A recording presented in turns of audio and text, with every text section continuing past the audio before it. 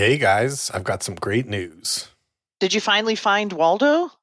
No, I'm pretty sure the book I got is a misprint and they forgot to put Waldo in the pictures. But the North American Friends Movie Club has a new sponsor. That's fantastic. I can finally afford to get salted peanuts. Oh no, Brent. Have you been eating unsalted peanuts this whole time?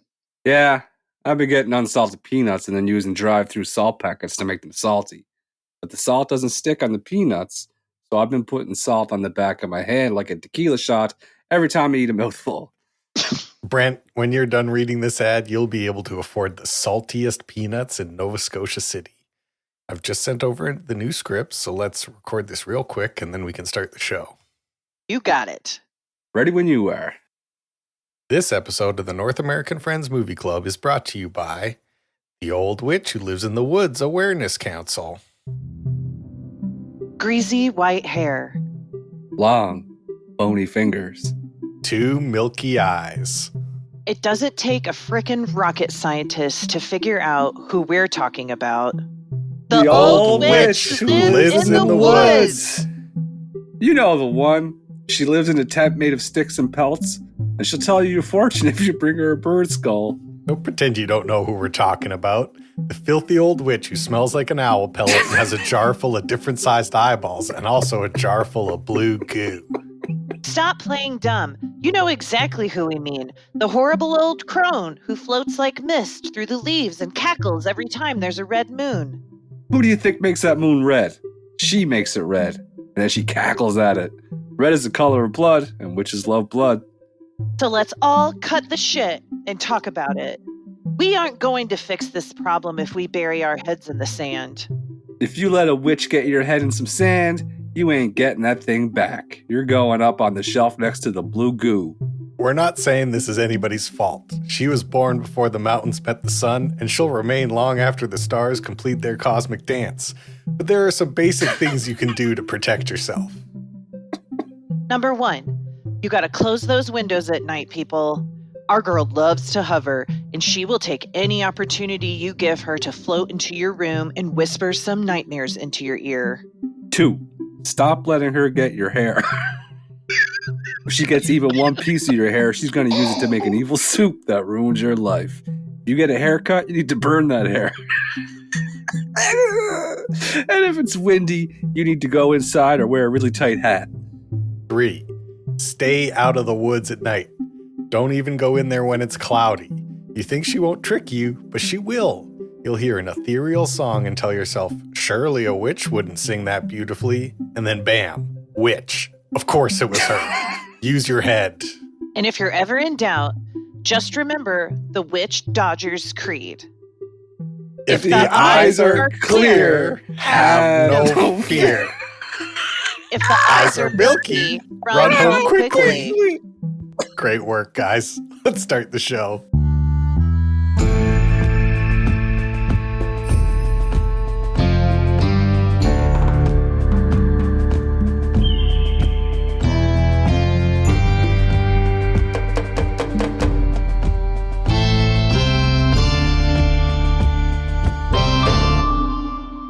This is what it sounds like when we do a podcast. We're currently doing one. This is the North American Friends Movie Club, and you might notice something about the name of our podcast, which is that Friends comes before Movie Club. So I got to ask my two friends, how are we doing? How are we doing? I'm okay now that I did that intro. That really pepped me up. I want to say I've been better, but I've been worse. Okay. There you go. Exciting things are happening here. I did the laundry the other day, and I went to flip over the stuff in the washing machine to the dryer, and I saw, you know how you get those laundry detergents with the cap, and you got to press the rubber button down, fill the cap up, and pour and they all get all gunky and stuff. Mm-hmm. Well, I found the cap inside the washing machine. I was like, oh, Melissa wasn't paying attention when she was doing the laundry. And then I started to think about it. I was like, wait a second. Oh my God. No, shh. The next day I did the same thing, and I looked at it. I was like, what did she do? Why did she forget to do this again? And I was like, whatever. So then I started thinking about it. I'm like, this is fucking genius. She's putting it in there on purpose to get all the soap out and to keep it clean. She's actually made a breakthrough in laundry technology. So I started doing it, and there's no more gunk. So it's just the cap that you pour the soap into? You press the button down, the detergent goes into the cap, and you pour the cap. Yeah, so it's the cap. What you're talking like you knew about it? No, what I do is I rinse it out with the water that's filling up the tank, filling up the bowl. Man, these guys are way ahead of us, Brent. Like they're way ahead of us in laundry progression here, because it never occurred to me. It blew my mind. I was soaking them bitches and things and cleaning them. You were cleaning what? That's awesome. That is awesome. That's hilarious. But see, when you start laughing and then say it's awesome, that tells me that it's not really awesome, and you're just hoping not to hurt my feelings. No, I just think it's so sweet that you would go and take I don't know. Like, who cares? You put it back onto the top if that's what your detergent's like. Yeah, I don't like it gunky. It doesn't look good. So why don't you just squeeze it directly into the washing machine and not even use the cup? What am I, Admiral Lagasse all of a sudden? I don't need measuring cups? Hold on. You become like a bartender and you know how much each chug is like. And so No, I don't like that. No, Kate convinced me it's like a bartender. It's a soap bartender. You know what I use? I don't even use detergent like that. I get the condensed version that and it's like bartending those tops, and you squeeze it till it stops, and that's how it measures it. I don't even use a cap. I just like squeeze it in there. You're cap free. I'm cap-free laundry technology over here. Damn. What else was I going to talk about? I was walking the dog today, and I was thinking about how technology is crazy and it's advancing, and rocket ships and internet and all that. I think that people that design mops have it harder than people to design rocket ships. Okay, I'm ready. Because all the technology is waiting to be discovered and used in rocket ship technology. Every day you're learning something new. There's new exciting things on the horizon of rocket ship technology and rocket ship building. Yep. Mops, I mean, you pretty much took all the bark off that tree. There's not much left to do with a mop design. And those poor bastards are out there. Got to meet deadlines. Got to get the new mop out. We need this technology. What else are you going to do? They are probably stressed to death. Why can't we use rocket technology to inform our mopping? I thought about that while I was walking, and it's not realistic because A, cost, and B, you can't have an old lady sweeping or doing her floors and then hitting the rocket button, or you know what I mean? That's how you pop a hip out. Actually, Kate makes a good point, because there's like a rundown of technology from the highest levels to the lowest. It's going to take a while, but like NASA, they discover a new polymer, and then 12 years later, that polymer is in a mop, and it's the lightest mop you ever used in your life, and also it can stand up to the heat resistance of re-entry. Yep, for sure. I imagine the introduction of the Swiffer Wetjet was the space race of mop design. Hell yeah. Yeah, I for sure. Those fuckers got there first. They did it. They combined it all. We don't need a bucket. When the Cold War ended and the Iron Curtain fell, we finally got the pieces we needed to create Swiffer Wetjet technology. Yeah. I mean, that's as close as you're going to get to get landing on the moon, in my opinion, in mop design. There hasn't been much advancement after that, really. And this is all because I got a new mop. Melissa ordered me a new mop the other day, and it's the most technical, advanced mop I've ever owned. And then I'm thinking about it. There's not much they can go after this. Did you need to read the instructions? No, they did a good job of. It's a tall, almost cylinder-shaped bucket, and then a removable top that has slots. Mm-hmm. And then the mop goes in, folds onto itself, onto the shaft, and you dip it into the slot. No, don't laugh because I said shaft. This is a slot. Slot and shaft. Yeah, it's very sexual. It's a seductive dance, much like the nuclear reactor. So it slides into the slot, into the water, and then you take it out, and then you slide it into the dry slot, and it squeegees all the water out, and you're left with like a Swiffer wet jet type pad with no nozzle to shoot because you got the bucket. Sounds like a nice setup. Yeah, it's very excellent, and it's got removable pads that could be washed. Now that I can wash them with it all ties together with the washing machine with the clean caps. We love to clean, Brent. You're very good at it. Well, I don't, yeah. Other than that, that's pretty much, Daisy update. I built a watchtower so I could look out upon my property and my base. I hope no one lights it on fire. No, I got shot in the back of the head while I was building it. And they stole my flag. So that's my Daisy update. How you doing, Catherine? Well, you were talking about rocket and mob technology, and that leads me into, so I have developed a zit, and I saw it coming, and I was like, I'm going to really manage this blemish before it gets to be too crazy. And so I used one of those zit pads last night, and it did nothing, and it just grew. It was like the zit pad had no strength over the detritus in my face. We have the zip pads here as well. Yeah, must be a stupid one. I want one with like hardcore chemicals. So like I put another one on because I don't want to pop it. I'm trying to my skin is getting older. I need to keep my skin intact. I don't need to create a new scar. But it really fucking hurts. Well, I hope that your zit problem, Clark's barking at the mailman. I hope the zit problem clears itself up. Well, I just don't feel like boys get as many zits as girls. So maybe you guys don't relate to getting zits because I get it the same time every month. Your period? And the zits before my period. Like I always get a zit the week before I start my period. It's fucking annoying. It's kind of nice, like early warning sign, though. You know, you're like, that doesn't sound very ally type behavior. Actually, it is because I feel like I am one with the moon and the ocean. And that's what I was saying. No. Yeah, no, Kate's right. That's what I was saying. You're one with the moon and the ocean. And Kate was right. And the hormones tell me what's going on in my body. If you are quiet enough, you know what's up with your body.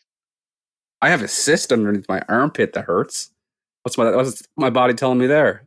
That you're old. That you're all jacked up. I am all jacked. I'm jacked up. It's so fucked. You're probably bathing too much. No, I don't think that's it. You're using too much deodorant. No, I switched deodorants. You need to get that taken out. You need to remove that. I did. I had it cut out years ago, and it's back. They didn't get all of it. But they're not going to get all of it because I didn't like it. They had to put packing in it. Oh, that sucked. Yeah, and then that's like the ideal job for student nurses. So student nurses were packing it all the time. Oh, it's not a good situation. And you pulled it out. You found an earring in there. Yeah. How about Nate? What's going on with the old Nate dog? That's visceral. I don't like that. It's packing. I got my foot packed. I had glass cut out of my foot, and it had packing the bottom of my foot. And then when they took the packing out, it said "Die her." And I was like, "Is this exactly?" No, I was like, "Is this gonna hurt?" And the doctor was like, "No." And then he pulled it out, and I was like, "Ah!" Yeah, he did the right thing, though. You got to keep you relaxed as long as possible. Oh my god, that did not feel good. It's not a good feeling to have things pushed inside of you. No. Well. I mean, okay. Now can we hold it together? I mean, do you want Horny Gary to come back for season 2? Because he's waiting there. He's very chomping at the bit. Oh no! Oh, I'm just saying. Oh, no. Nate, other than being horny, what's new with you? Yes, Nathan. How are the biceps? I had a good workout yesterday. 2 good Monday, Tuesday. Good workouts. Excellent. We literally sound like 3 old people at a retirement home. Yeah, I did my aqua size, okay? And then I played lawn bowling, a little cribbage. Oh, fucking foam weights in the pool. Yeah, I have I don't think anything exciting has happened to me since the last time we spoke. I've been the only thing that happened was I did a different style of YouTube video where I'm figuring out how to cut in between us instead of having one static image the whole time. And so so I learned a bunch of new stuff this week to make That's that cool. happen. That's the only exciting thing. How long did it take you to learn that? Not that long. The one nice thing about the year 2024 is that almost every problem you can run into, someone else has run into it already, and then a really rude person has explained to them the solution. It's actually very funny how passive aggressive every single forum I've ever read is, where it starts off and guys like, hey guys, got a question. I'm editing in this program and I run into this very specific thing. Anybody have any advice? And then the most helpful response will start by, well, I don't know why you're using that program. It's a program for fucking idiots. But if you are going to force yourself to use that stupid fucking program, this is the solution to that problem. It's like, oh, okay, well, thanks. Well, sometimes you just, thank you. What an asshole. sometimes you just got to let the bell ring. I don't know. Yeah. Listen, if that's the price of free expertise, is that they're going to be a dick to you about it? They're going to be a dick about it. This is a fair trade. That's a good point. Oh, good. Well, that's cool. It looks great. I know. I like you got the cauldrons of blood and the dog food. I noticed my airsoft rifle. Mm-hmm. I gave you a BB gun and a basketball because you love basketball. And a basketball. Kate. You like basketball. I am the coach.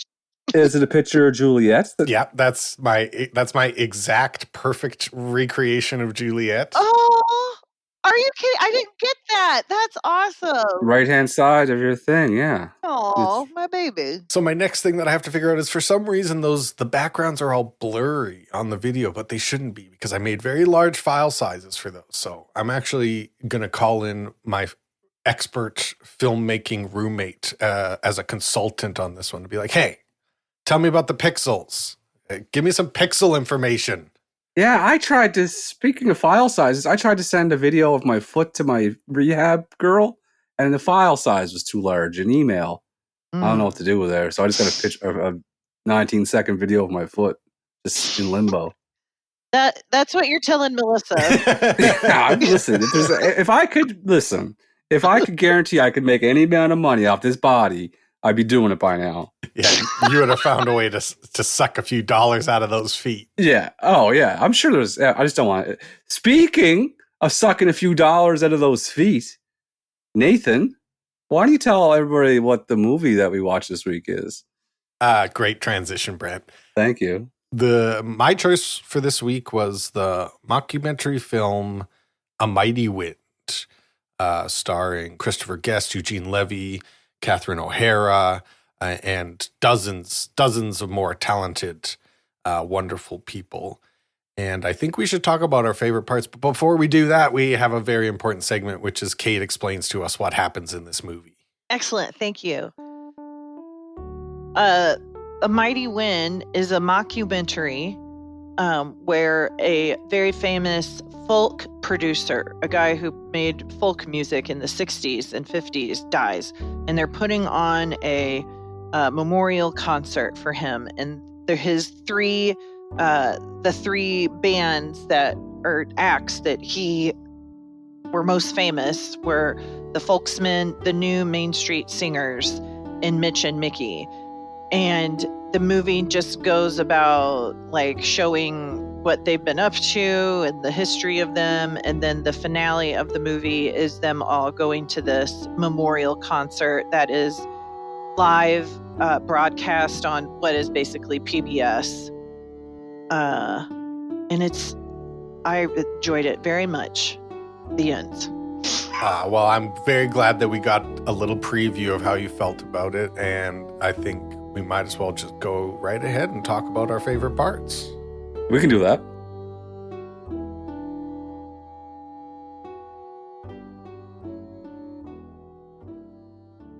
So how many times have you seen this, Nate? I've seen this movie a lot, actually. This is one of the movies that all of my siblings agree is hilarious, which is actually not that common. You know, we have crossover in different areas. Me and Rachel, we like the same kinds of TV shows. Me and my brother like the same kind of sports. It's rare that there's all three of us together, joined together on the same piece of media and all agreeing equally. So I think I probably watched this movie 10 to 15 times, something like that. Awesome. I've never heard of this film ever. Never knew it existed. And it's all improvised, you guys told me, right? Mm-hmm. Which is just insane. It's crazy. It's unbelievable what they can do. Like, these are just like very talented people. Especially because there's so few cuts. Like, they'll do a scene with like Jane Lynch talking to her husband, and it'll just be one shot. And Jane Lynch will be saying the wildest shit you've ever heard in your life. And the guy is just stone-faced. Like, I don't know how they do it. I don't know how you don't just start. Like, the three of us can barely get through saying slot or shaft without sucking in wind. Right? We can barely do it. And we're not even looking at each other. These guys, that they can do that is incredible. John Michael Higgins is who plays her husband, and he is always freaking hilarious. And he always plays like, and has the ambiguous sexuality. Mm-hmm. You know what I mean? Like, oh, love it. And did you know, I didn't know this until I was doing my research for the film, that he arranged all the 9-part harmonies for the Main Street Singers. Oh, that's one of my favorite parts where he's like, did you take the 6? You didn't take the 6. Because it's so absurd that they're singing 9-part harmony. Like, just be a fucking choir. Like, what are you doing? To me, this, like, if someone just said, okay, describe your friend Nate with a movie, I would just say, go watch A Mighty Wind. That's Nate. Yeah. This is you on a little plate, bud. It's even more me than Tenacious D. Oh, certainly. I debated on that. Like, what is more Nate, Tenacious D or this movie? You're too sweet for Tenacious D. This has my theater kid aspect of my personality is also built into this. Like, the Tenacious D guys, they're rock stars. I'm not a rock star. I'm singing a musical number and having my elbows real high as I march across the stage kind of kid, you know? Oh, no. It's so well done that even, I forget that it's improvised, and I always was like, oh, they just made that up as they're just there. The part at the end where they're stretching for time, the skeletons of Quinto. Boatman. Quinto. Yeah. And they're talking, and he's about to start the story of like 1936, and then the guy interrupts him. He's like, good night. And he just walks off. It's so fucking funny. There's so many one-liners that I wrote down that welcome to the House of Crab, that got me. You know I like that scene. Oh, yeah, and because of the train. Yeah, I know. That's what I say. This is Nate. And then the really funny part that really got me was how they put out 30 albums in 10 years. Yeah. Fucking 3 albums a year is very funny to me.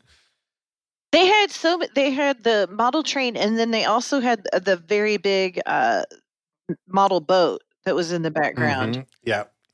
In the Swedish guy who keeps speaking Yiddish in his office. Oh, yeah. Ed Begley Jr., yeah. He's so good in everything, too. He's a very funny straight man. I have a confession to make, and I just wanted to make sure this is a safe space to say it. It's absolutely a safe space for you, Brent. We promise we won't laugh. Catherine? I'll try my best. I was very attracted to Jane Lynch in this movie. Me too. 100%. Me too. Well, she's a porn star with a last name Boner. I think it worked. But I was like, at the when they're doing the show at the town hall, and she had that frosted eyeshadow on and the hair with the bright. I was like, holy, well, Jane Lynch can fucking get it. Dude, when they made up that fucking religion about colors and harmony, like, that shit is real. Like, that to me is the funniest thing I've seen in a movie. Like, I would have Oh my God. I want to like practice that because it's so absurd and also makes kind of sense if you think about it. But Kate's part of the new Main Street Singers. See, this is what happens when you become a known person. when they talked about like having to work in Branson, I totally got it. Like there are tons of these kinds of acts in Branson. Like I could do it. I got 2 shows a day, one at 2 and one at 7. Mhm. You know? Kate, in another world, you could have done it. You could have been a new Main Street Singer. I could have done And you would have been doing a voice like Jane Lynch, like she's Mama's in the kitchen and Daddy's out on that. Oh, so funny. It was just a very confusing hour and a half for me and about myself because I was like, wow, Parker Posey and Jane Lynch are just fucking lighting me up right now. 100%. And I couldn't explain this. Maybe because they were playing music. No, it was maybe because I don't know. 20 years ago, Jane Lynch. I don't know. I found her just top to bottom. I was like, wow. Yeah, I'm sorry. I keep going on about it, but Jane. But then like Parker Posey. I was like, wow, Parker Posey's hot as hell in this movie. And I'm like, shit, something about that Jane Lynch. I don't know. It's just confusing for me. What about that Bob Balaban? Bobby B. Bobby Balaban? Everybody works with him. Eugene Levy? Oh man, they're all so hot. Harry Shearer? Fred Willard? Wait, he had his fucking hair was frosted white. It had the worst ideas. Fred Willard was the highlight of this movie for me. Do you know how many times I watched this movie yesterday? How many times since yesterday I said, what happened? So much. Oh no. No, you don't. That's horrible. What happened? What? Oh my God. What happened? That's horrible. It's so annoying. It's so funny, though. No. It's It hilarious. was fucking I had to pause the movie. No, I know, but for you to do it would be annoying. Oh, It's yeah. funny in the movie. What happened? And I also think it's racist, isn't it? oh, I'm sure. Probably. It's very, yeah. And when he said, I was the first one, I'm pretty sure I'm the first one to say, I don't think so. I don't think so. I don't think so. But the what happened thing, I mean, come on. That's hilarious. He was so fucking funny. His ideas for the shows where the big wave comes and knocks them all, and then they dump their guitars out afterwards, and that they're babies, and then they're the Supreme Court judges. He stole the fucking show for me. He was hilarious. When he goes, it was canceled after 1 season, which is what you need to become a cult hit. Oh no. Well, first of all, I'm very pleased to hear that you didn't hate this movie, because as I was watching, I was like, there is a potential that Brent will hate every single second of this. I knew Kate would love it. Kate has a song in her heart, so I knew she'd understand. But I'm very glad. Yeah, and it started out where I'm like, I am going to fucking hate this movie, but then it just grew on me, and then I just like. I had to respect the fact that these people are making this up as they go along, and they're keeping straight faces, and there's so many little funny characters like Christopher Guest's hair. My God, that was hilarious. And his voice. The best bald guy ever. His voice. Yeah. Well. That's what I was going to say. That's exactly what I was going to say. That stuff just makes me laugh. And there's so many one lines like the Fred Willard stuff. Plus Jane Lynch was fucking doing her thing. Everybody was funny in it. The only thing I didn't like is Eugene Levy's voice in it. It's I actually agree with you. There's 2 things I would change about this movie. The second one I'll talk about at the end, but the first one would be the genius of this movie to me is that Catherine O'Hara is going 100% straight, 100% believable, like the most real person maybe that's ever been in a movie. Like I would go that far. She's doing such she's performing exactly like so many Canadian middle-aged women that I've met in my life. Like, I can't describe how perfect it is. And then Eugene is just one notch too silly. I wish he had been a little bit less silly. Just by a little bit, because... Yeah, I totally agree with that. Eugene, I didn't think he was silly enough. Like, I did not understand that voice. Like, I didn't understand the energy underneath the character. Does that make sense? Yes. Like, yep, totally. I totally get it. yeah, Like, I couldn't totally put know my what you finger mean. on it. He was distracting. Yes. Like, he has very funny lines. And like funny parts, but this movie works because everybody else is so silly, so elevated. And then Catherine O'Hara like grounds everything and makes it real and makes you care, especially by the end of the movie. That, yeah, I'm with you. I do like how Eugene Levy, his goatee is basically just a third eyebrow. Like, they just copied one of his eyebrows, turned it sideways and stuck it under his mouth. Like, that's pretty funny. I was never a Eugene Levy person, or I was never John Candy, like the whole crew, SCTV people. And I think as I got older, I respect it more. And it's funny because it's just really fucking funny. And I regret not getting into it. But I think Catherine O'Hara is the most underrated person in Hollywood. I just can't agree more. She's so talented. Her voice, I would listen to an album. Like, she could record an album of Anne Murray style standards, and I would listen to that album. Oh, we're so Canadian right now. I know Anne Murray. I know, but we just said we got Catherine O'Hara singing Anne Murray's greatest hits. Yeah. You could not get any more Canadian than what we're doing. This is a pretty Canadian film. This is I know, but that's very funny to me. Where's Fred Willard from? Is he American or is he Canadian? I think he's American. He's dead, right? Yeah, he died a few years ago. Which is so sad. He is just like, ugh, I love Fred Willard. Yeah, I was watching the behind the scenes and they were talking about how every time Fred Willard was doing a scene that everybody on the cast would come and watch him do it because he would just keep going and then they'd run out of film and then he'd be like, I have more to say. And they'd be like, no, we have to move on, Fred. Like, let's go. He was 86 when he died. So he was probably in his late 60s when he died, which makes this character even funnier. Just, with the frosted tip fucking white hair, yeah. And the shirts. Bob Balaban, whatever his name is, when he started being very neurotic about the venue, and he was worried there was no tops on the mic stands. Or that people were going to trip over the vines. So silly. And get an apple blossom in the eye. Yeah, very good. And then that scene where the guy finally gets fed up with him and just smacks him on the head with a rolled up piece of paper. Yeah. I was watching a Chris Guest interview and he said that everybody started laughing so hard that they could barely keep that scene in the movie because they had to cut it so quickly because right after he does that, the whole crew started laughing. I was like, and then I watched that scene again and it is so fast. He like smacks him on the head and Bob Bella goes, ow! And it just cuts so fast. I have the Shearer Flow catheter device and he named it after his mother, Florence, which is very funny. That's very funny.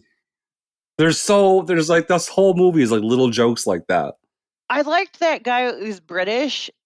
He's been in a couple of Christopher Guest movies, and in Best in Show, he's the judge of the dog show, and he has to play straight next to Fred Willard, who's also a judge. That's good shit, man. I gotta watch that now since I enjoyed this so much. Man. I gotta watch Best in Show. I would say that if this is Nate's, then mine is Best in Show. I've seen that one probably 15, 20 times. So fucking funny.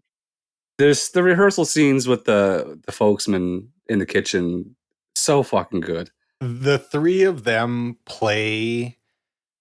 So my dad plays in bands. He has always played in bands since I was a little kid with his like friends that he's had since he was in high school in the 60s, just like these guys. And the dynamic that the folksmen have with each other is so realistic to the dynamic that my dad and his friends have. And they're like stage banter. Like is this like, it's so cutting, but it's also filled with love, this portrayal. I don't know how to describe it other than like the only way you could be this mean is to like know these people this well and have this inside of you. Why is it mean? I guess I think that flew totally over my head because I didn't like. What do you mean? Like it's just passive aggressive? No, I think there's the mean part of it that I mean is that I think you could watch this and just see people making fun of other types of people. I think you could actually think that for all of Chris Guest movies, where you're like, he has disdain. If you looked at it with a very surface understanding or surface view, you'd be like, he has a lot of disdain for these people, and this is all very mean-spirited. Oh, no. I don't think that's true. I think that there's a like, everybody who's involved with this has an understanding of what it's like to be these people. Even though they're so talented and they're such great performers and actors, there's this like personality and what's the right word for being like nervous and scared? Like Anxious? Yeah, there's like an anxiousness to them, and there's a grasping to them. They want to be more than they are, and that's Waiting for Guffman. That's Best in Show. That's all of his movies. But I don't think it comes from a place of meanness. I think it comes from like a deeper sort of understanding about yourself that exists in everybody in some form or another. Like, I agree. I think that's what makes it so it's easy to watch. Like, I don't know. The conflict comes from just humans being human. There's no like, this movie, how they said it's like, what are stories about? It's like man versus nature, man versus himself, man versus whatever. It's like, this is man versus himself. Like, it's just their neuroticism, which, I completely agree. It is with a kind heart that these movies are made. I don't think there's any maliciousness in it at all. I don't feel it. it made me think a lot actually about, there's a streak of modern comedy that I really don't like that's very popular right now, that I don't connect with at all. And I think the reason is that they are doing a similar thing to this where they're like portraying characters that are ridiculous, or especially characters that embody behaviors that we find cringy. But the performers these days are doing it from above. They're like, wouldn't it be silly if I was as low and lowly as this lowly worm? Whereas this seems like it's coming from the bottom, where it's like, I am this lowly worm. Did you notice, like, have you noticed this thing about us humans that we, like, there's just something that's more connected to it, and the modern version of this is very disconnected and mean-spirited, and I don't like it. It doesn't connect with me at all. Yeah. They're also talented, though, right? They all the singing in this movie is them singing live. None of it's pre-recorded. Isn't that crazy? And they all wrote all the songs. Like Eugene and Kathy O'Hare, they wrote their songs, and the arrangements they did. It's like there's so much talent. I feel like I could talk forever because I also like Jennifer Coolidge. People that are just onto her because of these popular, she has been hilarious forever. And she is so good at playing. It's like she plays herself, but she can play like different kinds of herself. You know what I mean? Like, and she doesn't even come close to breaking. Like, she is being so silly. Yeah. Her mouth stays open the whole time, and she's doing such an insane voice. But she's just like, there isn't even like the hint of a grin. It's just completely, she's in there, she's locked in, she's a star. And it's so like hard to play dumb, but not dumb. Like, you could really easily fall too far into being an idiot. I have no idea what you're talking about. Jennifer Coolidge. No, I that's a joke about me playing dumb. You should have done a voice. You should have done like, I have no idea what you're talking about. I don't know. Hey, what happened? Oh no. Well, would you guys like to do a Mighty Wind quiz? I sure would. Well. Well.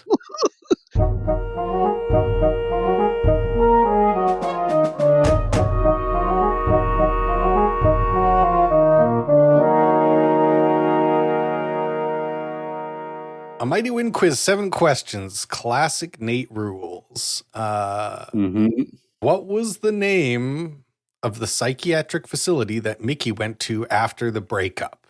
Was it Waterford Hill, Cherry Hill, Hawthorne Hill, or Ruby Hill? And this week we will start with Brent.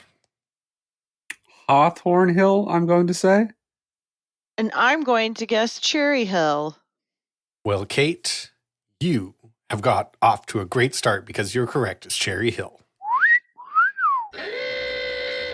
I'm so terrible at this lately. I really thought my great hill names were going to trick you, throw you off the track, but you're a cherry hound, Kate.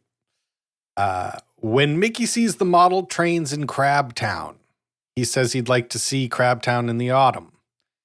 He says he would love to make tiny little leaves. What kind of tree is not mentioned?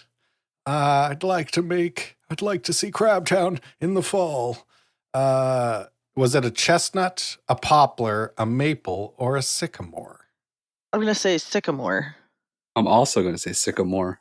Well, you learned from Kate's great start that it's probably good to stick behind her right now because you're both correct. It was the sycamore tree.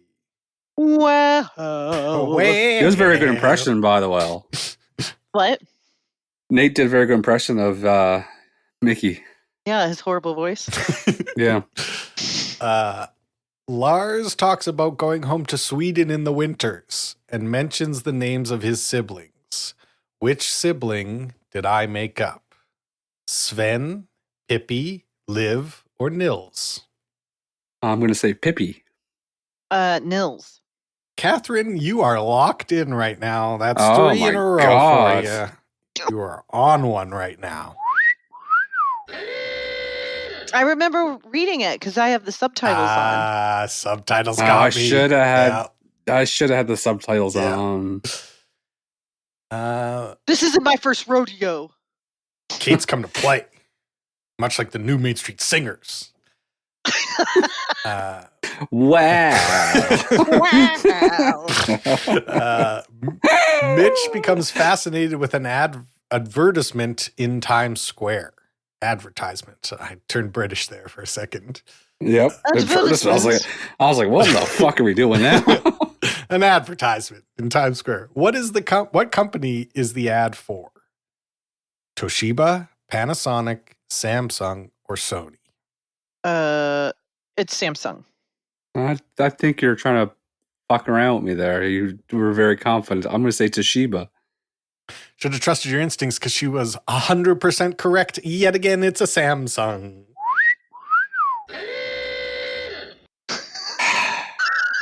Look, she can't keep it in. She can't keep in how excited she is that she's winning. Listen to her. She's full of cheese and crackers and spite right now. What? Why are you laughing? Because you're 100% correct. Yeah, because you got her ass. You got me. This is not my first rodeo losing a quiz to you. I know. We all know that crickets go fiddly-dee, but what animal is not featured in the Barnyard Symphony? Cows? No. I forgot that it's called. I forgot that it's called Barnyard Symphony. Cows, pigs, bullfrogs, or chickens? I'm going to say chickens. Bullfrogs. Nate's on the board, finally. Oh, no. It was cows. What is it? It was cows. I was down with chickens and cows. Damn it. And the bullfrog croaks, ribbit, ribbit. Oh, barf. The folksmen are forced to play an unexpected song. They choose the Skeletons of Quinto, which is about which war? The Spanish Civil War, the Spanish-Algerian War, the Anglo-Spanish War, or the Spanish-American War? The first one. Spanish Civil War. I'm going to go Spanish Civil War as well, even though I can't win by doing this, but. Well, you're both going to go to Point City because that's correct.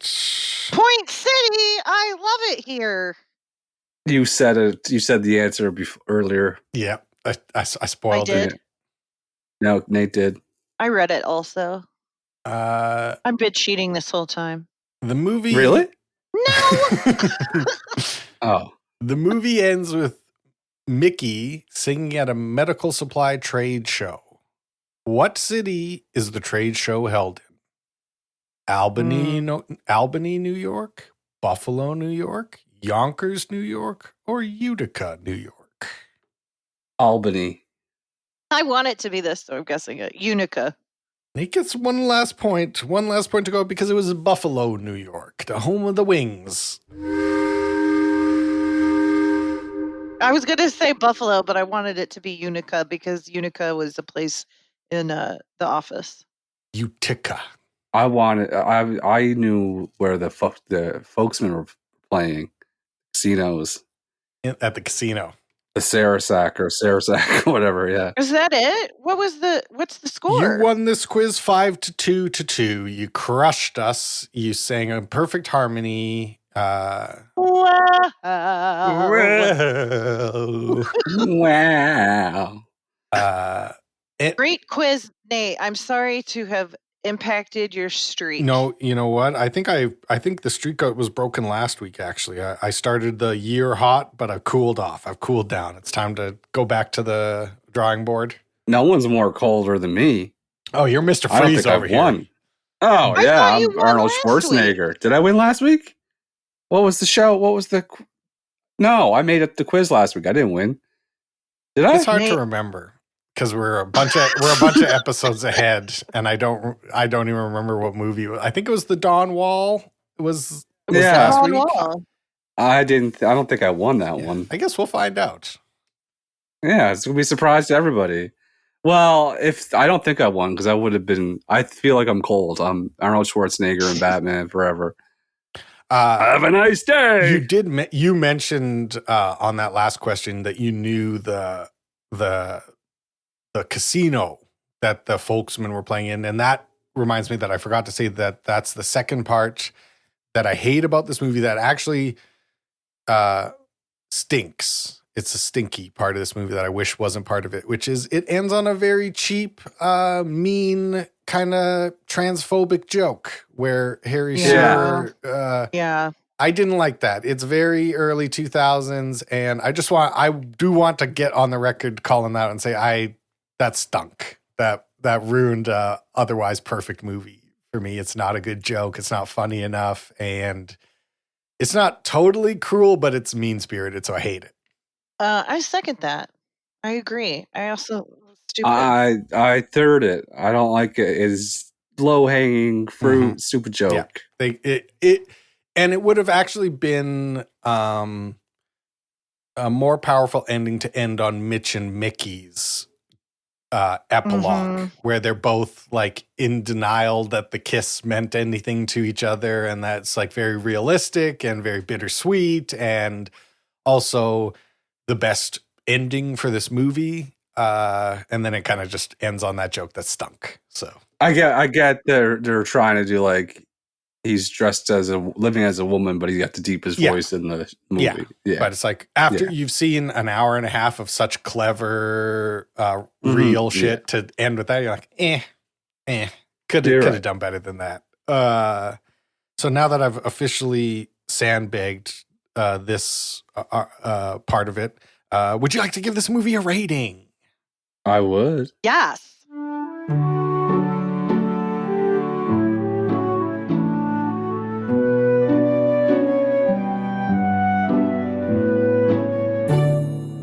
The script for this movie.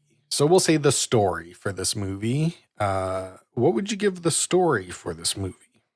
It's such a unique topic. I have to give it a 10. Yeah, I don't know how you rate a story in this way. I mean, I'm going to give it a 9. That's what my heart says. I'm gonna follow you with a 9. I'm gonna dock 1 point for that bad ending. But the love story between Mitch and Mickey, I've always found very compelling. Like every time they kiss at the end of the movie, I get goosebumps. Even when I was fast forwarding through the movie yesterday to write quiz stuff, I like stopped on that scene and I only saw 1 second where they kiss and I got instant goosebumps. Like it's that kind of, yeah, there's something very touching about the two of them to me, especially Kathy O'Hara's character. So yeah, I'll give it a 9. The art direction for this movie, the props, the sets, the costumes, even though some of the sets have 3D objects and 2D objects. That was so fucking funny. That was hilarious. Yeah, that was really good. He's such an idiot. I'm giving it a 10 just because that joke. That made me laugh out loud. Yeah, it was a good joke. There was something I was going to say that I didn't like. No, I thought everything was good. I like 10. Yeah, I think everybody looks hilarious. I think we talked about Fred Willard's hair. That's some of the most special hair I've ever seen in a movie. And yeah, it's just a 10. This movie looks great. And I love going backstage. I'm always happy when I get to go backstage at the theater in a movie and you see all the ropes and stuff. They got lots of ropes and cords. Yeah, I like that. Okay, here we go. The real friendship tester. The music for this movie. What did you guys think about the music for this movie? Well, I think that it was fantastic. I'm giving it a 10. You're watching people play instruments and sing silly songs. How can it not be? Yeah, before we let Brent go, I'm just going to hop on the record and say it's a 10. It's banger after banger after banger, and everybody is so fucking talented. I loved it, and I've been humming different songs since I watched it. 10. This has at least 2 bangers. Hell yeah. Barnyard Symphony and the Rainbow Song. Bangers. There's a kiss at the end of the rainbow. Yeah, that should be covered by somebody. Miley Cyrus should cover it. She should. And Barnyard Symphony, it's just everything about it is so good. 10 for that. I'm so happy you said that. We get to be friends. We get to stay friends. I do a lot of things just to get a rise out of you guys, but I know in my heart, if I had to trash this soundtrack and gave it a 6, this is probably the last episode. Contention on the set. Oh yeah. I'm glad to hear it. This is it's a mockumentary comedy film. It's got to be a mockumentary and it's got to be a comedy. As far as mockumentary comedy films go, how would you rate this movie? It's not getting a 10 from me because it's not my favorite. So I'm out of the ones that he's done. Mm-hmm. So I'm going to give it a 9. Fair. 10. I got to give it 10. It's exactly what a mockumentary should be. Yeah, I'm with you, Brent. The only other mockumentary that even comes close in my mind is What We Do in the Shadows, which we already watched, and I think is a perfect movie as well. This is a 10 for me. I hadn't seen it in a while, and I was maybe like a little concerned that it wouldn't hold up in the same way, and I wouldn't love it as much as I did love it. No, I laughed out loud 10 times at least and tapped my foot and got goosebumps. It's a 10. They did it. Mm-hmm. They really did it. And so this month is all about mockumentaries and documentaries. It's Brent's month. If you had a friend who likes documentaries or mockumentaries and they had not seen this movie, how much would you recommend this movie? If mockumentary is your game, this is a 10. I am going to give it a 9. Respectable score, Kate. I'm going to follow Brent one more time into the breach and give it a 10. I would recommend this movie to anybody listening to this podcast who hasn't seen this movie.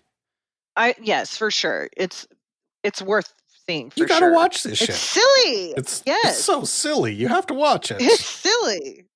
Enjoy it. Okay, good job. Let's get a total score here.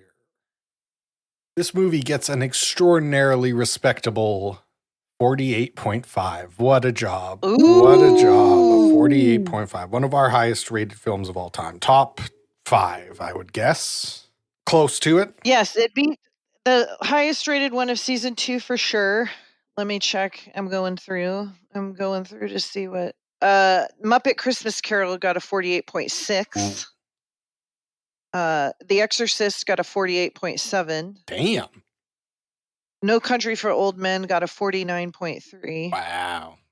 And then I know we've had 250s. Silence of the Lambs got a 49.5. 250s were Get Out and and maybe What We Do in the Shadows. Maybe. Yep. Yeah. What We Do in the Shadow and Get Out. Well, I'm truly pleased that you both enjoyed this. I'm extremely pleased that Brent enjoyed it, especially since it was your first time watching it. And that brings me great joy. And now I want to know what movie we're watching next week. Well, don't we have to do our medals Oh my first? God, I forgot about the medals. Oh, you got too excited, folks. Would you guys like to hand out some medals? Sure yes, would. sir.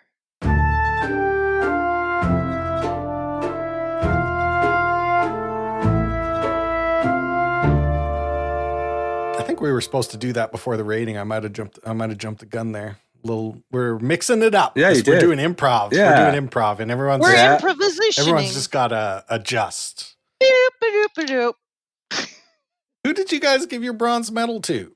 I think this might be the hardest ever. I'm going to have to take some liberties with mine. My bronze goes to Jane Lynch as Laurie Boner, who is a recovering pornography actress.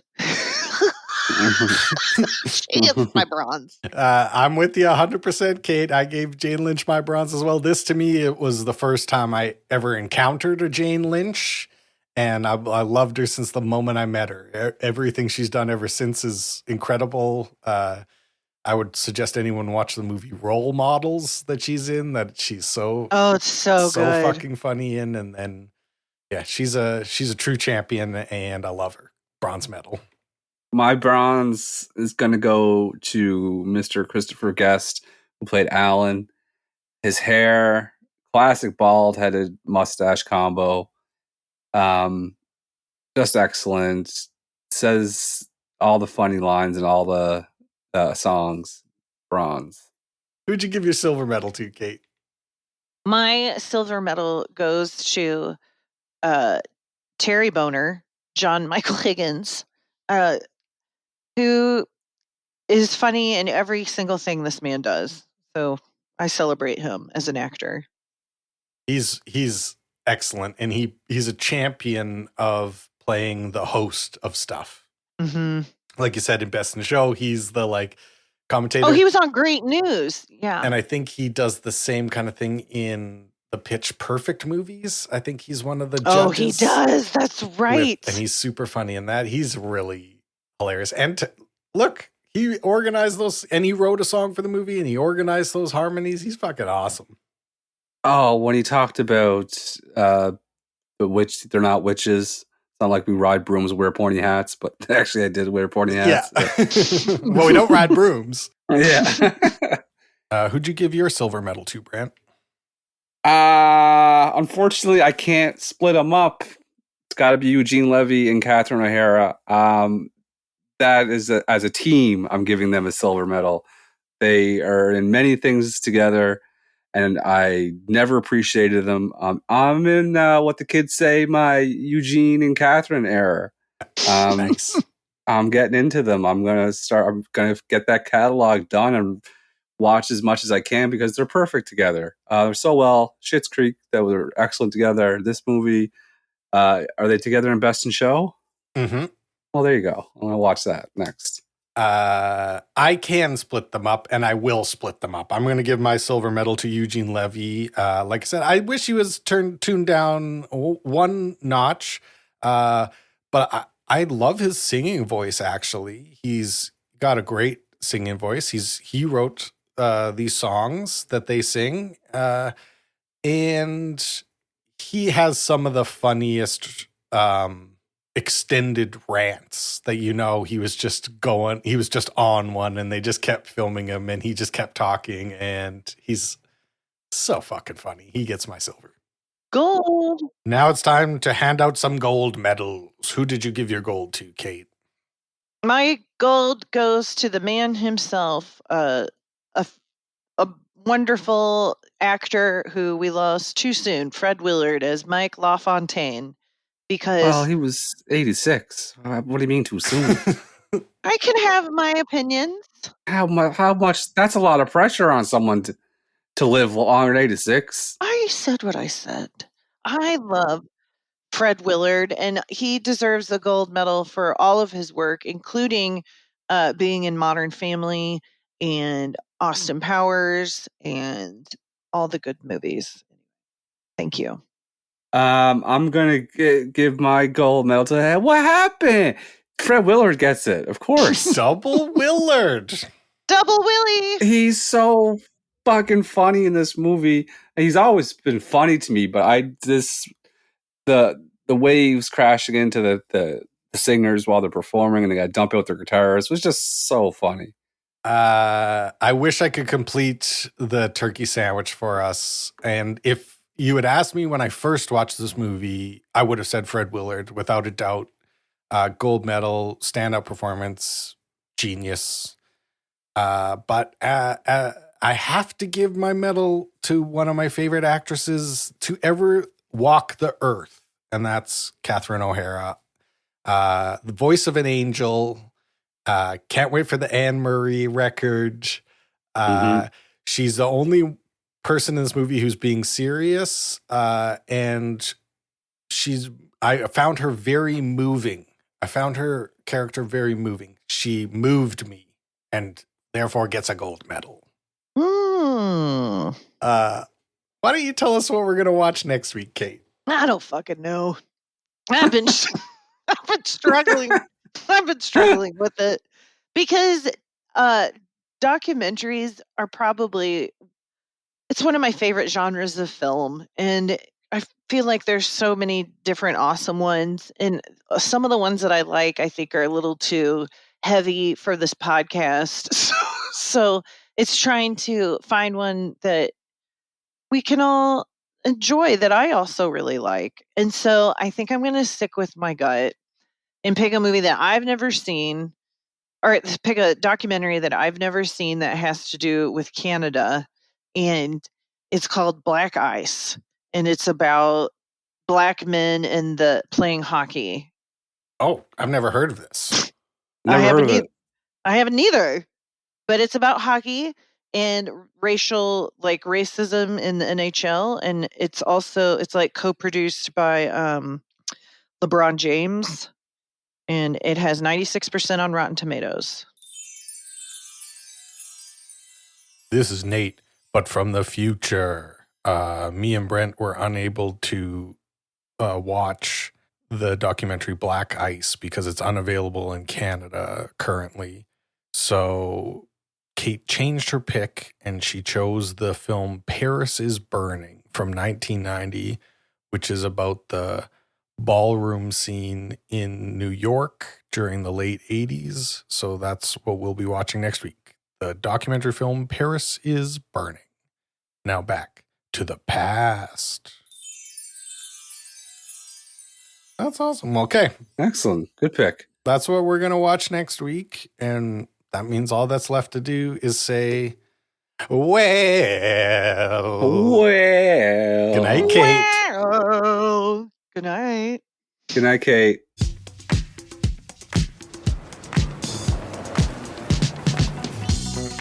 You have space to do all that you intend to. This movie is about the ball circuit. A competition among gay people under one roof. It's like crossing into the looking glass. A house, their families, kids with broken homes or no home at all. My name is Angie Extravaganza, and I am the mother of the House of Extravaganza. I'm Willie Ninja, the mother of the House of Ninja. Ninjas hit hard, they hit fast. We come out to assassinate. I am Pepper LaBeija, the legendary mother of the House of LaBeija, and I've been around for 2 decades. Reigning, that is.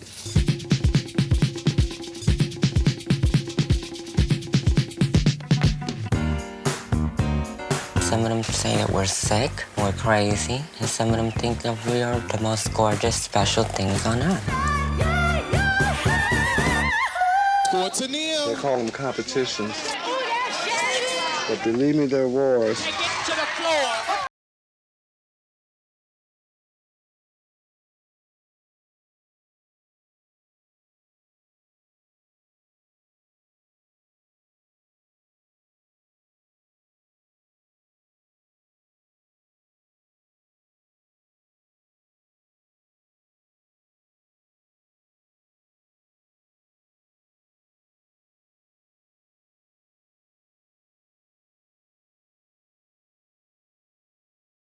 Well,